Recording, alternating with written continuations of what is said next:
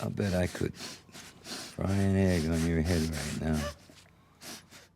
Hi, I'm Scott Beaumont, and the year is 2003, and Quentin Tarantino's fourth film is released, Kill Bill.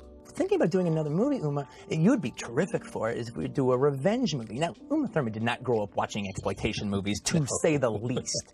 We're about halfway through the film when we get an origin story for O-Ren Ishii, the deadly assassin played by Lucy Liu. But instead of the usual flashback, Tarantino shifts gears and delivers her entire backstory in anime form. We see O-Ren's childhood trauma, the murder of her parents, her violent revenge, and her rise to power in the Yakuza. Blood sprays like a Tarantino film on steroids, and every frame is heightened in intensity. But why?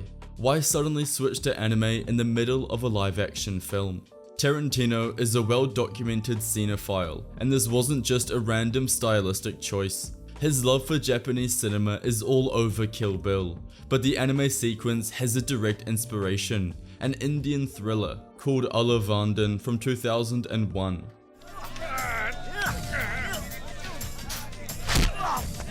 This film, directed by Suresh Krishna, blended live action with animation in a way that fascinated Tarantino.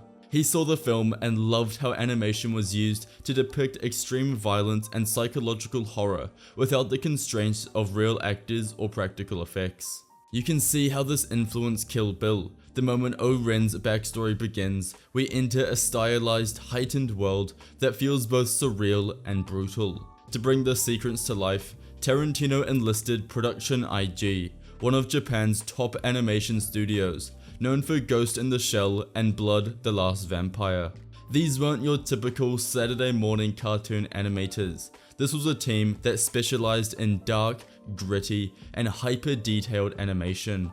The exaggerated style, the use of color, and the over-the-top violence all make it feel larger than life. The fact that Tarantino trusted them to handle such an important moment in the film says a lot about how seriously he took this decision. But beyond looking cool, the anime sequence serves a deeper purpose. It transforms O-Ren's story into something mythical, almost like a folk tale. Her trauma is larger than life, and by presenting it in animation, Tarantino elevates her to near mythological status. But this sequence also has another function. It sets up the bride's mission. Right after we see O-Ren's past, the bride is assigned her legendary Hattori Hanzo sword, the weapon she will use to wipe out the deadly Viper assassination squad. The placement of this scene is no accident, Tarantino drawing a parallel between these two women, both shaped by violence, both driven by revenge, both forces of destruction.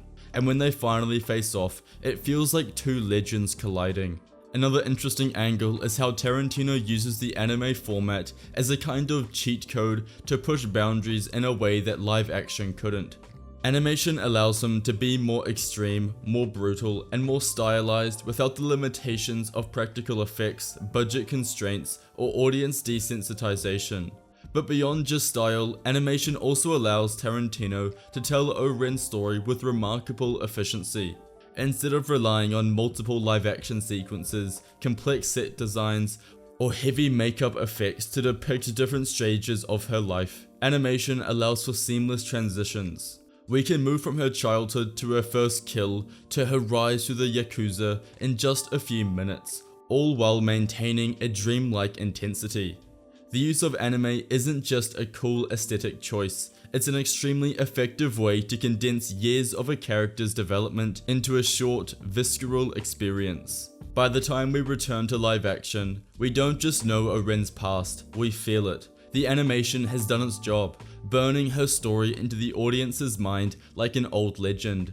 In a way, this sequence is Tarantino's version of oral storytelling, heightened, exaggerated, and unforgettable.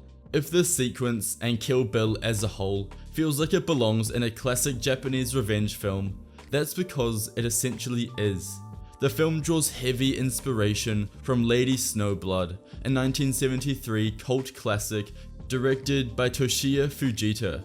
That movie follows Yuki, a woman trained from birth to take revenge on the men who killed her family. Sound familiar? O-Ren Ishii's backstory in the anime sequence is almost a direct parallel. Her parents are murdered, she dedicates her life to revenge, and she ultimately rises to power through sheer brutality. Even visually, the homage is obvious. O-Ren's kimono in her final duel with the bride mirrors Yuki's iconic look. But Tarantino doesn't stop at just the visuals. He went all the way and borrowed from Lady Snowblood's soundtrack. The song The Flower of Carnage, sung by Lady Snowblood's star Meiko Kaji, plays during Kill Bill's final act. It's the perfect touch, a haunting melody that ties two films together, making Kill Bill feel like a spiritual successor to one of Japan's most famous revenge thrillers. In a way, the anime sequence serves the same purpose as Lady Snowblood's highly stylized storytelling. It transforms revenge into a legend.